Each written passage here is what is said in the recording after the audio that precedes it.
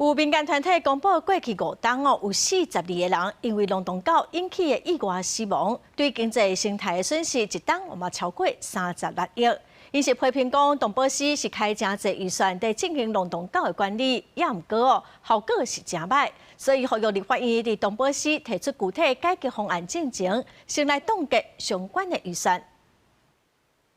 龙洞狗常常出现伫街头巷尾，脚车、咬人，甚至造成车祸，对民众的安全甲生态拢有真大影响。民团拜三开记者会，头一摆公布龙洞狗社会损失小单，讲过去5年已经造成42个人死亡，当年有超过36亿经济甲生态损失。每年承担了 36亿4千万的社会这样的成本哦，过去5年已经相关的这个事故啊，已经造成42人死，然后1万人这样受伤。民团指出，即马政府主要实施的加效能绝育，也都是掠、淹、放倒转去，当着绝育率低、龙洞动物直直增加的问题，整体数量真恶降低，所以民团要求冻结动保司失效的预算，希望政府有制度性的改革。现行的政策在游荡权管理上面并没有任何的效果，那等同放任游荡权持续的与野生动物发生冲突，这个不但是对生态的一个危害，更是预算资源上面的浪费。第一是爱